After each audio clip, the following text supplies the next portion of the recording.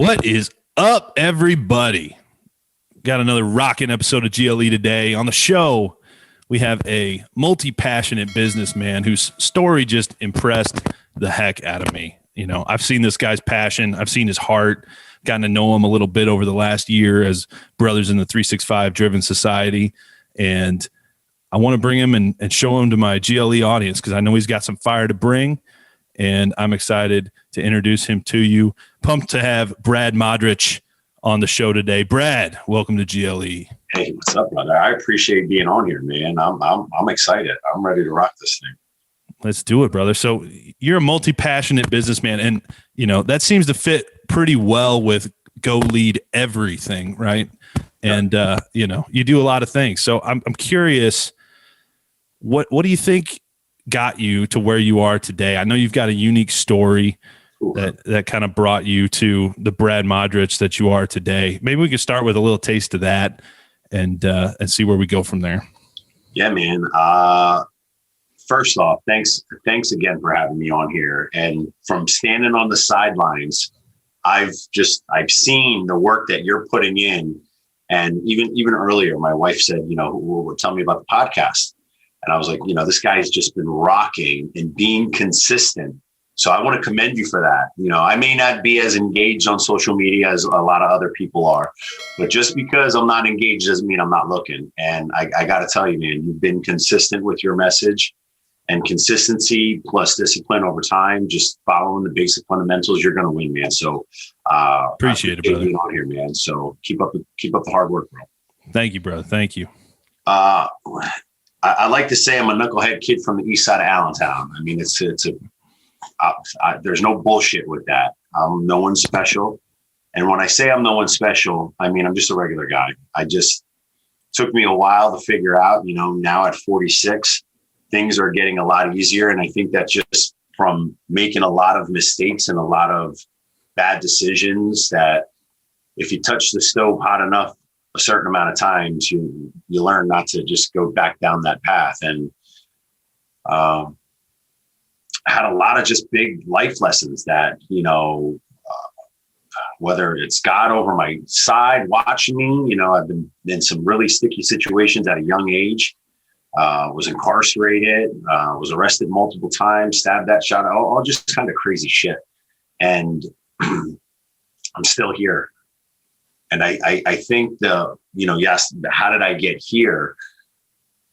Man, lately I've been on this thing where I don't want my past story. I don't want that to be my identity. And, you know, a lot of people ride on the coattails of, you know, over the river and through the woods when I was a young kid and I had to go through this shit and this and that. And I don't want that to be my identity, but it is a part of who I was.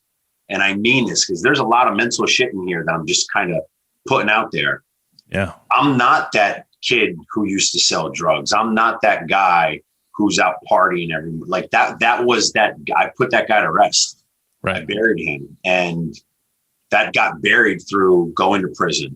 That got buried through sitting in an 8x4 cell for a year, losing my fucking gourd because I was, you know, in solitary confinement, the first year of my bid, you know, so you go through these life lessons and you can only learn from them. So even though that's my past, and I do come from mom raised us, two sisters. Well, mm-hmm. You know, we were low household income, one income family, you know. Where was dad at? Allentown, Pennsylvania. So it's a little north of Philadelphia. Third biggest city in Pennsylvania, just for the record. Sorry, where was your dad at? He split. Yeah, he was gone at last I could remember was 6, 7. He got remarried, moved down to Florida with his wife and her other kid, and you know, he kind of raised them. Came back a little in my life at 14. Couple phone calls here and there, and then when I got out of the Marine Corps, I moved down to Florida, and I kind of reconnected with him again. Oh wow! Just there was no relationship. Yeah. I'm always intrigued by people's story when they're like when and the timing of their parents leaving, right? Like I just find it's just kind of intriguing to me because I feel like their trajectory or how it mentally affects them can be so different just based, whether they're in 6th grade or 14 or 20 or, they're so young they can barely remember, right? Yeah, there's a couple things I remember about my dad. And he passed away 2 years ago. Went to the funeral and I was a fucking mess. I was crying. I was like, just so many questions left. But the crazy part, Phil, bro, I didn't really look at him as my dad. Because, and this is the thing that's still stuck on my head. It would take an act of God to keep me away from my daughter and son. There's not you better put me in a fucking pine box to keep me away from my kids, right? There's nothing. I don't care how crazy, not to go too down, too much shit. My mom always saying my dad was such a, demon.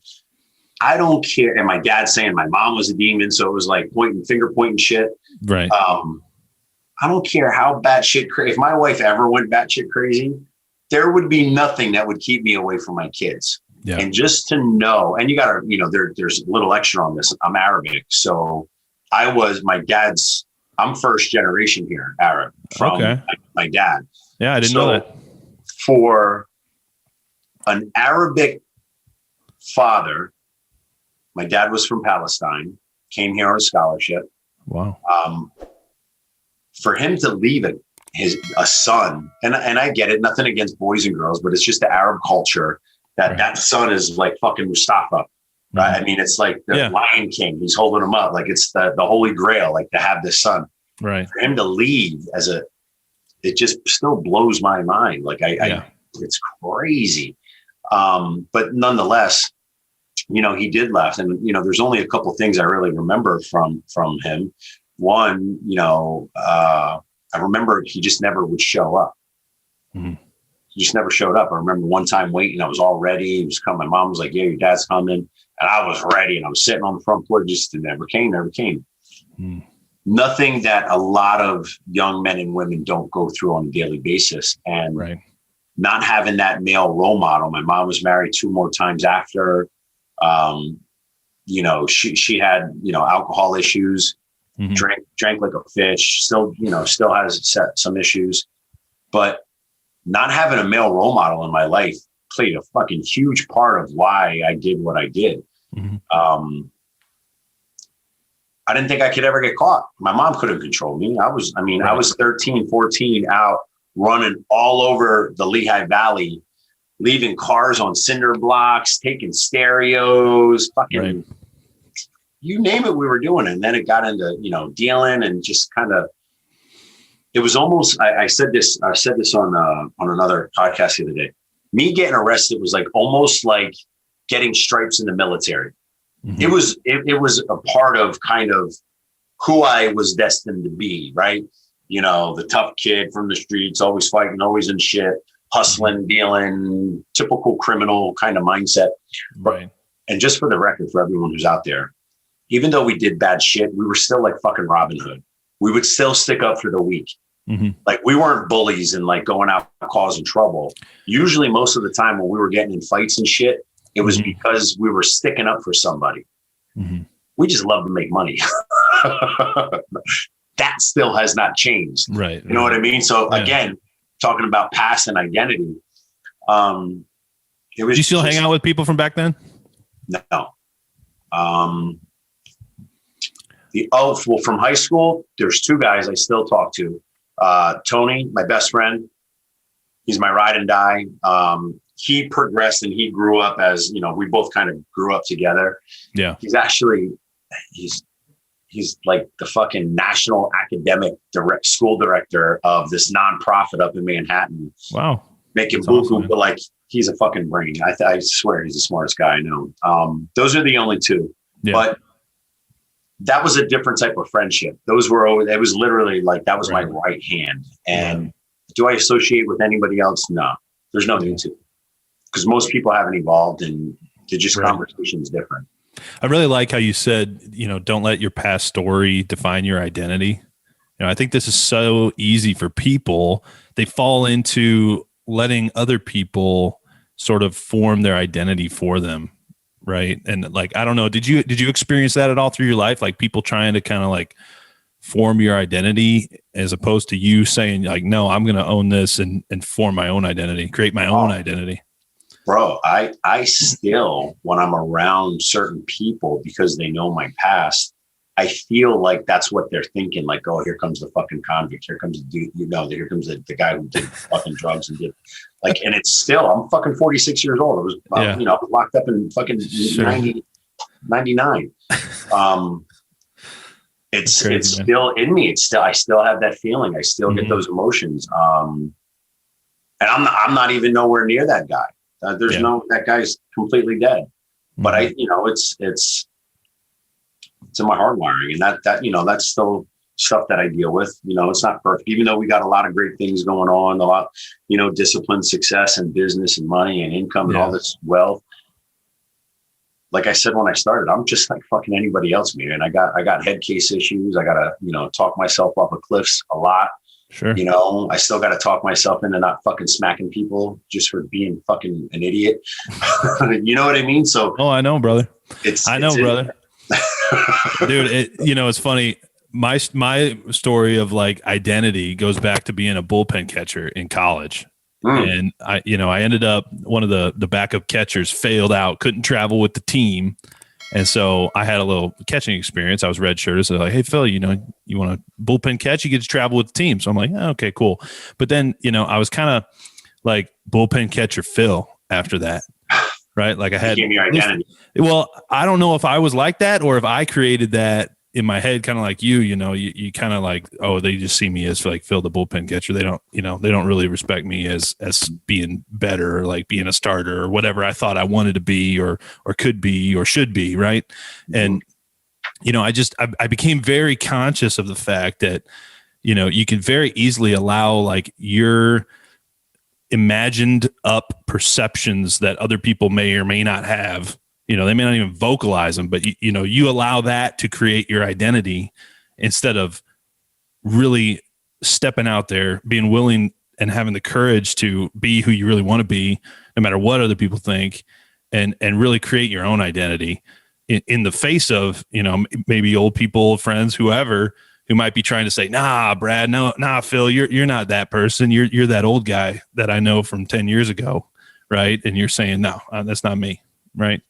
Let's unpack this for a second, because I had to deal with this, right? And I'm sure there's a lot of people out there that are on a personal development. They're trying to get better. They're reading, they're working out, they're doing something. And I'm just going to use social media because it's so relevant in today's society right now. So even let's say that person, let's call him Joe. Let's say Joe had a bad past, was a fucking knucklehead back in the day. He's trying to get better. He's got a full-time job. He's reading. He's going to the gym. He's really trying to take care of himself. But he wants to make a post, right? Because he's watching the Andys and the Eds, and he's watching all these great people speaking. He's inspired, and he wants to put a post out, but he doesn't, because in his mind he thinks, well, what is everyone going to think? What is everyone going to say? That person is I'm speaking from experience too, is stifled, right? And doesn't take that action, doesn't put themselves in an uncomfortable situation, or is so worried about what other fucking people think. This has probably been one of my biggest breakthroughs last year, when I stopped really giving a fuck who you were. You bleed just like I do. I don't care how much money you got. I know where I'm at, and that's all I'm worried about. And a lot of people, especially because social media is so relevant today, it's such a major part of society. And I don't care who you are. You could say that it's not, but it is. It is a huge part. At least it is in my world. We built my wife built our whole med spa off of social media. And even me, just for an example, sometimes I would go to post, and as much as I love them, like, Andy and Ed, these are my guys. These are my fucking, like, my men. So who are Andy and Ed, for people that may not know? Andy Frisella and Ed Milet. They're they're my guys. Andy's the CEO of First Form Supplements. I've been with him since 2015. And then Ed came in around 2017, 2018. and they formed a company called Arete. And, you know, I'm in the Arete Syndicate with them. I'm being coached by them for the past 3 years. So even in this hole where you're seeing all these things come up, sometimes you might even recognize, like, I'll go ghost for, you know, a couple weeks. And when I go ghost, it's that self-doubt. It still plays a huge role. And there's a lot of people out there that deal with it. But when it finally fucking hit me, one, I think I was looking at a lot of, and there's a lot of people out there that do this. I was looking at their wins. I was looking at their success. And I was looking at mine. And I'm like, well, I don't have that. And then you start to feel a certain way. It's fucking crazy. And I know we talked about this. We train on this. We tell people don't do that. Yeah. But yet we still do it. I don't care who we are. Right. And then I just started to think, I had to start like unfollowing people, just to clear my brain. Or the second I literally said, where am I at right now at 46? Am I better than I was at 45? Yes. Am I better than I was at 40? The only fucking person I need to worry about is, where's Brad Modrich at? Right. Every day I know I'm doing something to get better. Mm-hmm. That's all. Huge, brother. Huge.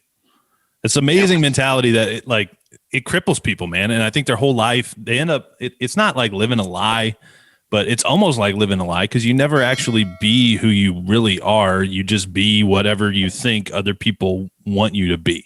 Yep. Right. That's a breakthrough moment, man. And I know, like, from a mentality perspective, you come from the fitness world. So talk a little bit about your fitness background and why that physical element is so important to your overall consistency, mindset, everything. Yeah, well, I got, you know, prior to getting locked up, we were in the gym. We were the fucking guys that were like 240, 250, all steroided up, you know, in the club with our shirts off, you know. Jersey Shore stuff. Jersey Shore. We were fucking Jersey Shore before Jersey Shore came out. Absolutely. Unquestionable. Like, that was my Saturday routine. I would fucking do my fucking laundry in the morning. I'd go hit the gym. I'd hit the tan. I'd shower. Like, we had gym fucking tan laundry, GL, whatever it's called. I don't even know. GTL. GTL. We had that back in the 90s. Anyway. That's close to GLE, man. GTL. What's that? That's almost close like GLE, man. Yeah, right. GTL. We have to. Gotten to fitness before that. But when I got locked up, I realized that I wasn't going to just sit there and be a career criminal, right? I had this epiphany moment. Something happened, and I'm just like, I'm not fucking doing this anymore. It's not going down this way. So I went up, got my GED, registered for all kinds of classes, got certified in prison through the the NFPT. Got certified anyway, just got really heavy while I was, you know, incarcerated, into the gym and learning about nutrition. So whether it was that, you know, initial form of, this is what I locked in on, you know, it's what I knew, people were listening to me. I was writing out workout programs, you know, telling them what to eat and what to get from commissary and the chow hall, like, so they could maximize their gain, so they were getting enough protein. And I just got addicted to it. And the gym literally, the gym saved my life, man. I'm addicted to the gym. I don't even want to say addicted. It is who I am. I am fucking fit. Like, the gym and Brad Modrich are fucking two in the same. Mm-hmm. That if there's anything that's my identity, the gym is my identity. Everyone knows. My whole family knows I don't start my day unless I go to the gym. Like, it's not even in question. I don't care where we're at.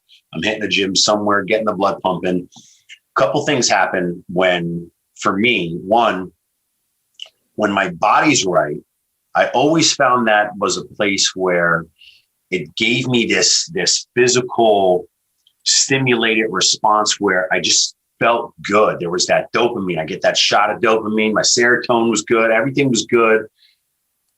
And once my body felt good, I could start to, and then I would read, you know, reading. I never read up until I was in prison. First time I ever read a book. When I get out, got into self-development, and that's all I did was fitness and self-development. Hooked up with LA Fitness, which is a national health club chain.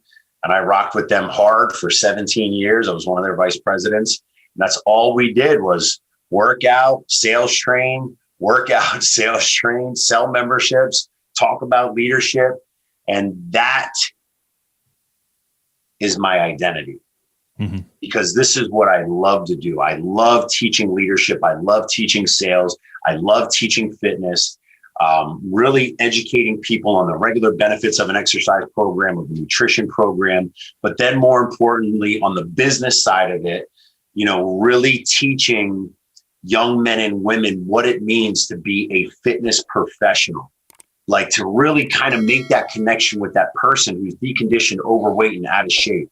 Mm-hmm. Like really just kind of, showing that person and just dumping into them that they could do it if they took a couple steps, if they just got their body moving. And I would even say this to people, even when I was selling gym memberships, I said it every time and I meant it. And this is why I think I did so well, because people could see my passion in fitness, in this, who I was. And I would say, listen, even if you don't join here, and of course I want you to join here, I'm not going to sugarcoat it. That's my job. Mm-hmm.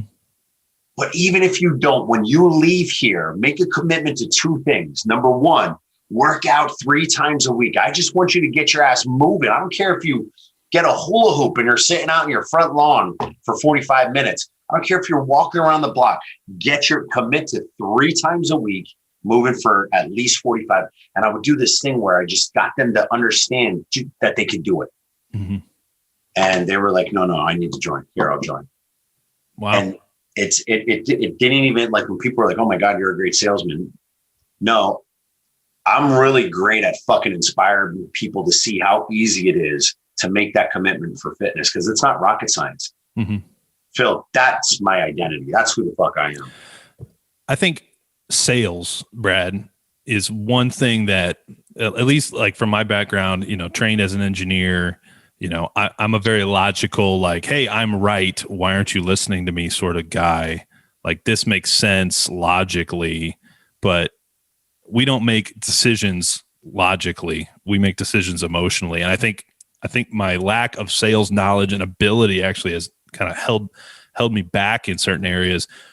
Talk a little bit about sales and tips, tricks, why sales is so important for everyone, not just salespeople. Oh man, sales. Man, everything is sales. Everything is sales. I mean, fuck. There's a joke in sales. When 2 people meet, someone's going to close someone. And I used to use it as a very simple explanation. I'd say, Phil, where do you want to go eat tonight? Do you want to go to McDonald's or Burger King? Which one? Pick one. McDonald's. Boom. I closed you on fucking McDonald's. I asked a question. You said yes, and you committed to one of my things. Right. It's selling. Right. But overall, tips and tricks for selling. Listen, if first off, now there's going to be a lot of salespeople out there that talk about their effective rebuttals. And if you say this, you say that. And if this person does this, you do that. Right. Fuck all that. I think that's bullshit selling. I never was good at people. I used to have to tell my team, because it was a corporate infrastructure, these are the rebuttals. Mm-hmm. I would never go over these fucking rebuttals because they were these fucking scripts and I hated them. Yeah. And I had to show that. But if you're selling something, number one, know the shit out of your product. Mm-hmm. Know the shit out of it. Like, just know it inside and out. Because then if you're explaining your product with passion, selling is merely just influencing someone to make a decision to buy. Mm-hmm. Right. And this is my version. You can hear a lot of people out there that'll say whatever they want. This is my picture and vision of selling, is being able to transfer that emotion, transfer that passion, your knowledge, your industry, just what it is about that product. Mm-hmm. That's going to get that person to say, you know what? I got enough information. That makes sense. Yes. Right. And the only way you get that light bulb to go off is by knowing your product inside and out and really understanding your prospect and how they're learning things. Like, sometimes I would have Pocket Protector Pete come in. Pocket Protector Pete was the guy that came in. He had his pen up in his shirt. And he was, real, very tight, right? He was just very, I think I know that guy. I think I know him. Yeah. You know who that guy is? I know Pocket Detective Pete. With him, he needs information. Right. Now, the young 23-year-old kid that's coming in who's, got his pants hanging off his butt and he's chilling. He just wants to know. He's a visual guy. So I'm going to get hyped. I'm going to talk with my hands. I'm going to draw shit out for him. I'm going to, let my energy flow to where he's at. Right. They always say, really try to mirror the person that you're there, that's sitting in front of you. But when you're selling, if you can't transfer that emotion and you can't transfer that passion to that person, one, you're doing that person a disservice, because if you truly got a good product and you're not creating that right stimulated response and you're not creating that right emotion, you're first off, don't sell that product if you can't get passionate about it. Sure. Like here, I'll give you my first sales job. I went to sell cars. I'll never fucking forget this. Rothrock Motor Sales here in Allentown. I traded this piece of shit car, and it was a piece of shit. I knew it was a piece of shit. We gave them like couple grand, not a lot of money for this car. They threw it through the shop, did their 110-point inspection, put it back out on the lot, right? Put some new tires on it, whatever. Another prospect comes in, and my manager was like, yo, go show him, that car. And I'm like, fuck that. That car's a piece of shit. And they were like, yeah, but you can make this much money off it. And I'm like, that car's a piece of shit. That car's a piece of shit. And they were like, oh, we can make some. And I'm like, at that point, I was like, there's no way I can sell cars. I can't do it. Yeah. There's no way.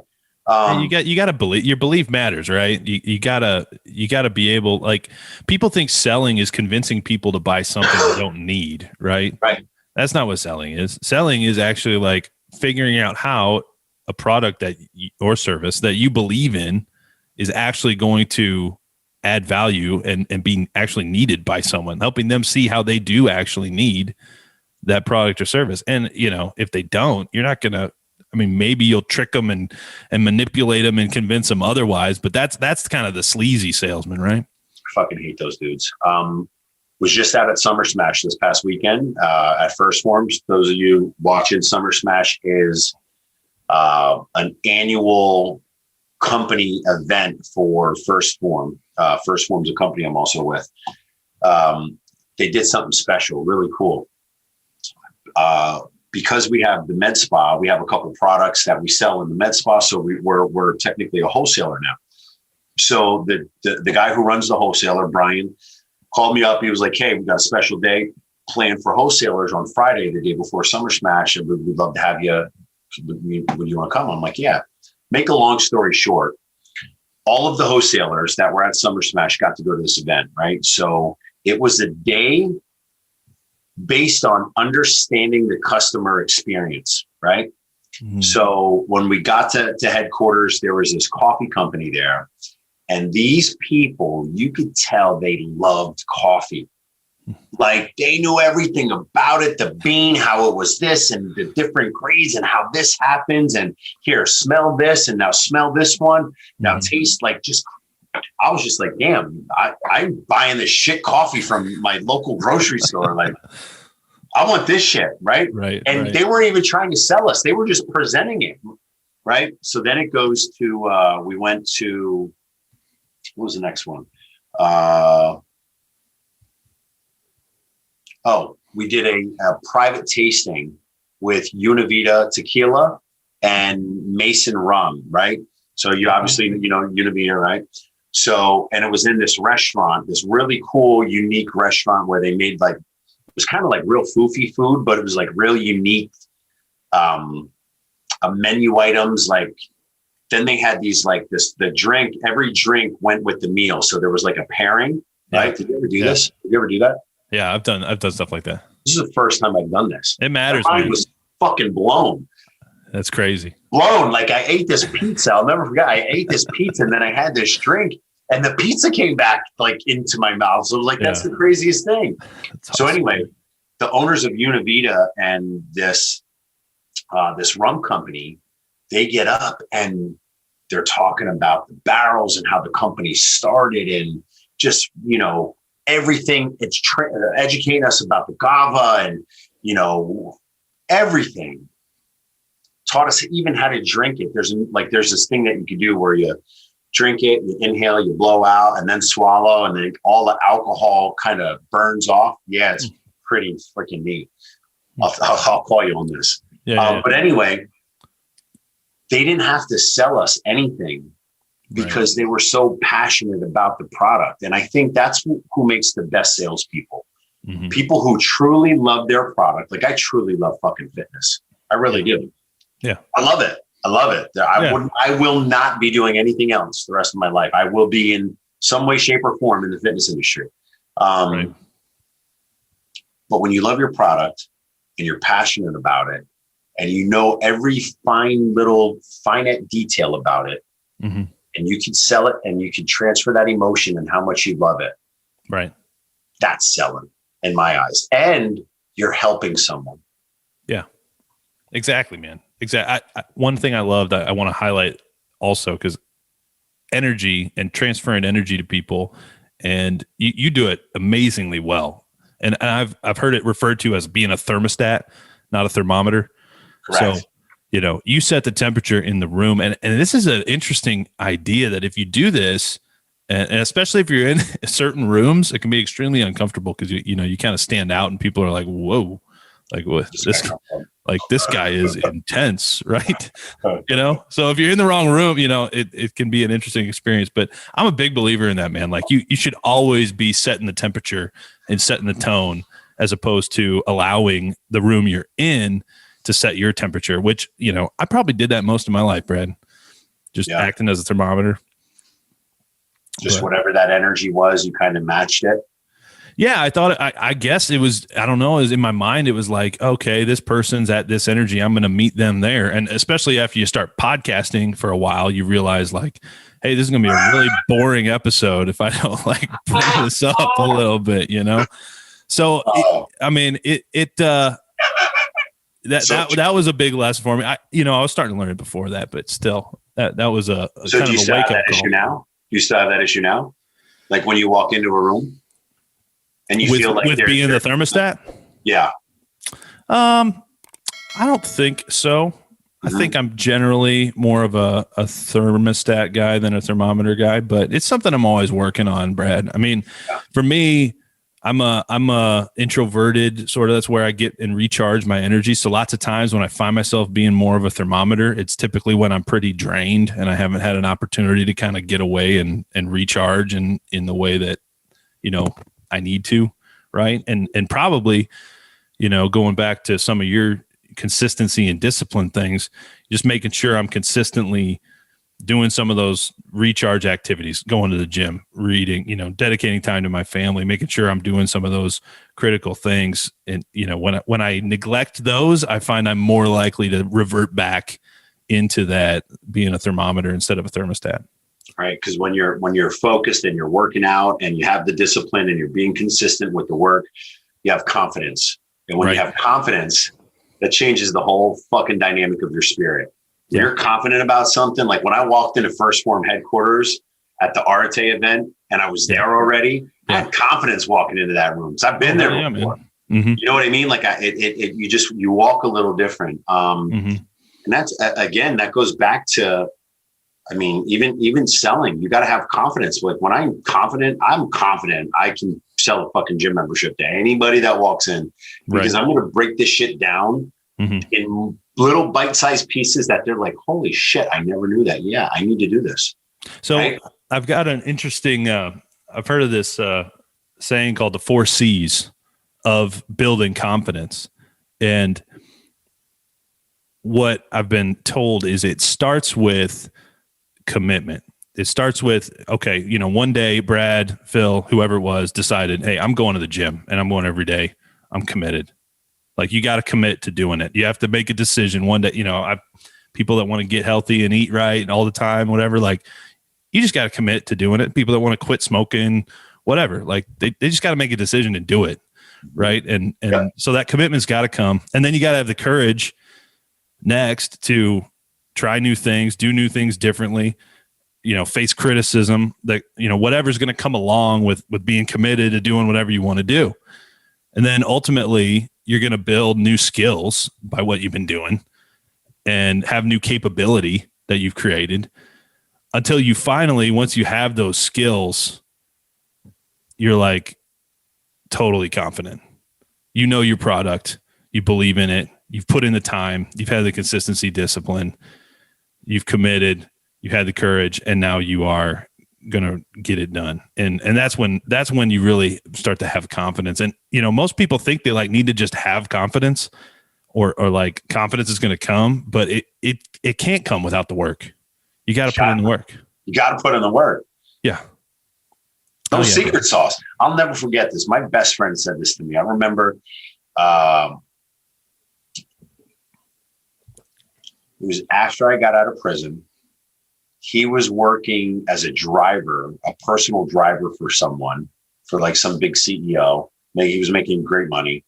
Mm-hmm. And I remember he was driving to go pick this dude. I remember the conversation clearly.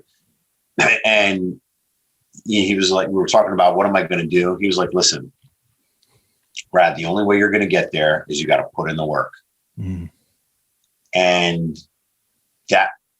since that fucking conversation, because he started to go in and tell me about how hard the CEO that he's driving for works.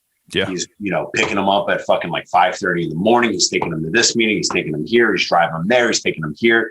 He goes, this guy doesn't stop fucking working. He goes, the only way you're going to get there is you got to work, bro. He was like, I'm seeing it. I'm watching this guy. Like, this guy's worked, right. However much. He goes, this guy does not stop working.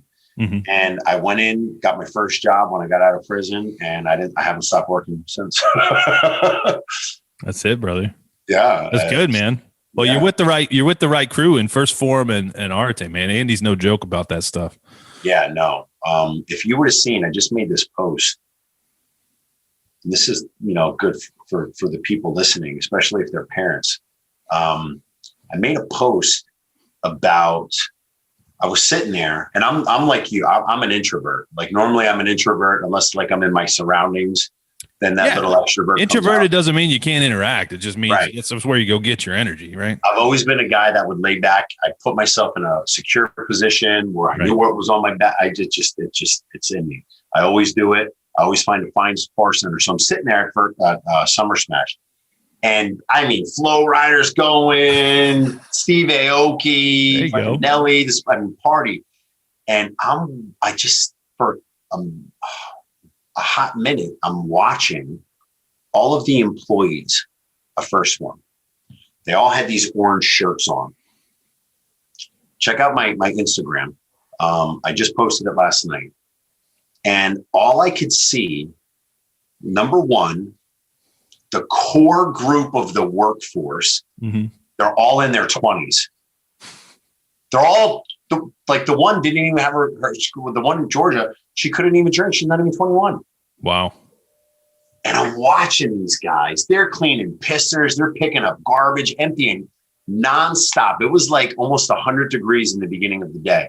Wow. Crazy heat. These guys are working, walking. Hey, are you good? Do you need anything? How you doing? Walking by, high-fiving. These are fucking 20-year-olds. The whole company. Yeah. And I just sat there, and it was such a proud moment to watch. And let me rewind. I have a 23-year-old son, and his work ethic is incredible. Mm-hmm. I mean, I haven't woke this kid up for school since he's been in the 8th grade. This kid's literally got his ass up every morning, made his breakfast, since he's been in the 8th grade. And there's no exaggeration. Mm-hmm. Kid's work ethic is on a whole other level. But when I see this, I always used to hear people say, 20-year-olds, oh, my kid's fucking lazy and this one doesn't do that. And I'm like, that's your fucking fault. It's not your kid's fault. It's your fault. Right. So I'm sitting here and I'm watching these young men and women, these young kids, 20, 21, 22, 23, working. I was like, yo, I got to capture this. I went around. I started taking pictures of them. I was like, you guys are awesome. Mm-hmm. I'm like, it's like we could really break the generational curse at First One, because doing the work is the first thing that we always do. It's what separates all of us. Like when you're prepared and ready to do the work and mm-hmm. that's your first go-to, like You look for the work to do. You look for the like, these were young men and women that were literally walking around, wiping shit down, picking up garbage. Right. Like, they were looking for work to do. Mm-hmm. It's awesome. It was insane, man. So blessed to have parents that taught me similar work ethic when I was younger, man. I remember being an intern, and my leaders, they didn't have anything for me to do. You know, this was like way before my full-time corporate career, but I would walk around, literally clean up cubicles. Like I would just find empty cubicles full of crap and like organize them. And just like, I would find anything I could possibly do. Cause I'm like, man, I'm not on welfare, right? I'm not just coming here to get a paycheck. I gotta do something and earn my way. Right. But when you see like what you were just saying there, that putting in the work, putting in the time, doing those little things that are uncomfortable. And I used to complain about this back in my college days. I complain about like, man, why are we doing this? This is unreasonable. We would do practices at 9:30 at night, go to like 2 a.m. back in my college days. It was crazy. Absolutely crazy. You get home at 2 a.m. You got to go to morning class. I'm like, this doesn't make sense. But just doing hard stuff that other people aren't willing to do, it gives you this sense of like, I can just do anything. Like nothing can hold me back. Nothing. I teach the same. Here, I'll talk about my daughter. My daughter, even through all of this, she went out, she got a job. She's 17. Last week, she worked 10 to 6, Monday through Thursday. Friday, she worked, literally from 10 in the morning to like 10 at night, because she worked. Then she went babysitting. Then Saturday, she got up, she hustled, she worked in the morning. It comes from the parents. Mm-hmm. I recorded this thing last night. It's good and bad. It was the police chief of Philadelphia. I'm sorry, it was a mother in Philadelphia. There's been like an obscene amount of homicides in Philadelphia. Uh-huh. Like 200% more than there were ever, right? Wow. Like there's a fucking issue in Philly right now. And Trenton, so like that whole Philly Trenton area, they're right across the river. And the mayor gets up because this one lady was like, you got to bring the state police in, bring the National Guard in. They got to do something to protect these streets.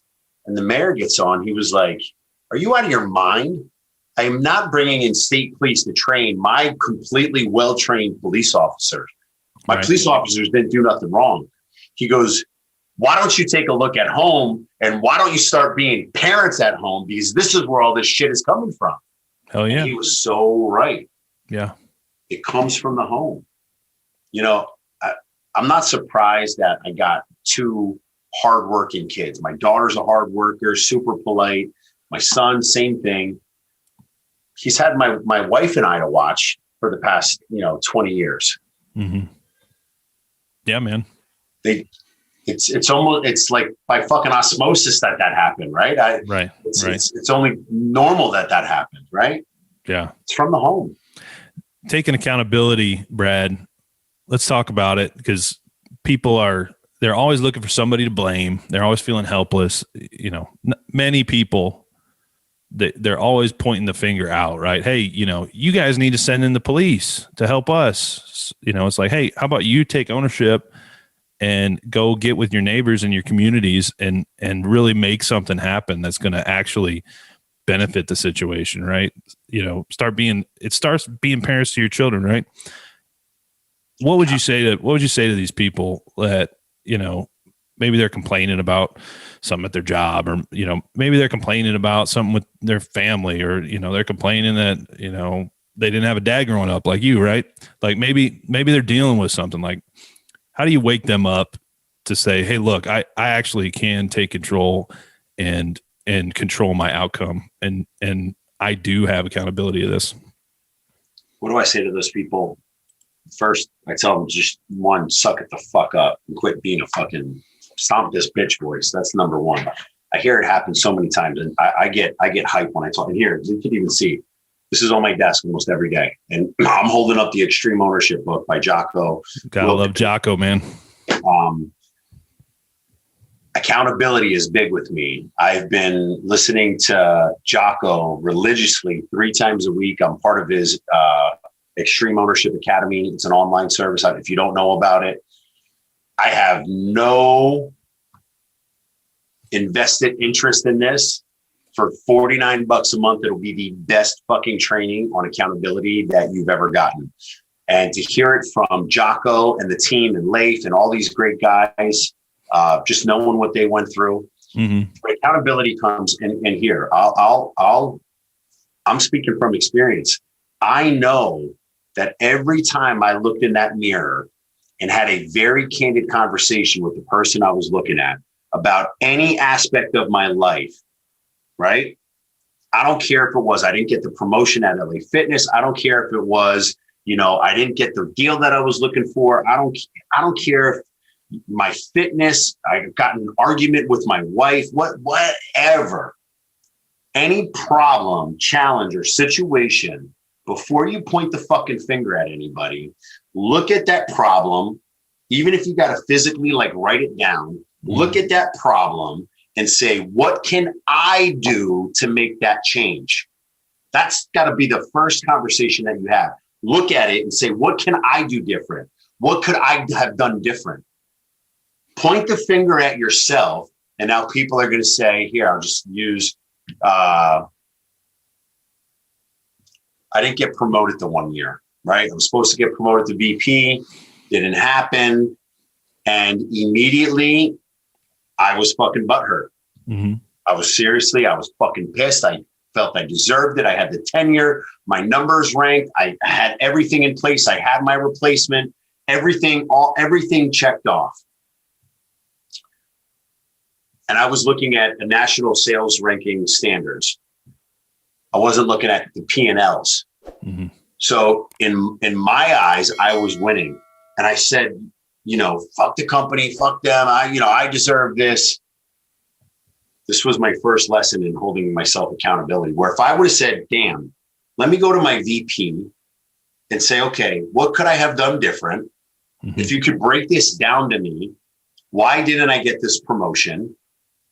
Help me make it make sense, right? So after I was bitching and complaining and doing this, I didn't ask that question and it got slapped in my face. It said, here, you want to know why you didn't get promoted?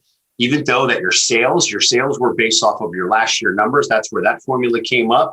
But year over year, month over month, even though you're good on a sales ranking, on the EBITDA report, on the actual how we're making money, you didn't do better than last year. You didn't do better than last month. Your numbers actually suck because your sales were up based on the formula of the goal. Right. And it was like eating a big piece of fucking humble pie, right? Yeah, yeah. So, and when it comes to accountability in any situation, and Phil, bro, you're catching me right now at a very heightened part of my life where it's really structured on discipline and accountability and not making excuses. Now, the only way I got there was by you got to be completely honest, and I was transparent. I knew that voice, and listen, to everyone out there, that voice in the back of your head. You know that fucking voice. You know when you can do more. You know if you should shut your mouth. You know if you should wake up early. You know if you should go to bed early. You know what you need to do. If you got half a fucking brain, you know what you get. There's something telling you that, you know what? Maybe I shouldn't stay up till fucking midnight when I got to wake up at 5 o'clock in the morning. Right. It's X's and O's. So if you know that conversation in your head and you know it, you feel it in your soul, you know that you shouldn't eat fucking McDonald's 5 days. Please don't eat McDonald's. Right. You know that you should, don't go and I see it all the time. And again, I'm passionate about, weight loss. When I see people, and again, I don't know everyone's situation. I know people have food issues. I get it. But that eating that fucking stromboli with fucking garlic knots plus your big Coke isn't going to help you lose weight. Don't fucking do it. Right. Accountability is very simple. It's a simple process. You said something before that I had to experience. You have to commit first. You have to commit that, you know what? Excuse me. I'm going to do what the fuck I said I was going to do. And I'm talking about personal experience right now, Phil. Last year, May 9th, I ran 75 hard with Andy. And when I say Andy, I didn't run it with him. It wasn't like we had a conversation like, hey, let's do 75 hard together. He ran it on March 9th. I ran it right along with him. I still felt something was off. My disciplines were good. I was focusing on my critical tasks. And on May 14th, I was having that internal conversation. I knew that there was more I could do. I knew there was things I shouldn't have been doing. Mm-hmm. I know what it was. Dropped on my knees. And I was like, yo, and I looked up in the sky. I was like, I need some help here, big dog. Obviously, I'm weak. I'm a weak person. I need help. I'm not going to sugarcoat this shit. And I prayed to God, and I was like, and this has been my prayer every day. Please put the people, places, and things in front of me to allow me to make the right decisions. Mm-hmm. And I committed that I was going to do two things. I was going to have discipline and do what the fuck I said I was going to do. That was number one. And number two, I was going to make sure I prayed every damn day because I'm still here. From lockup to OD to shootouts to gun, everything. I'm still here. Right? And you made the big dog bark, man. Yeah, I don't know. This is real life here. That's good stuff, brother.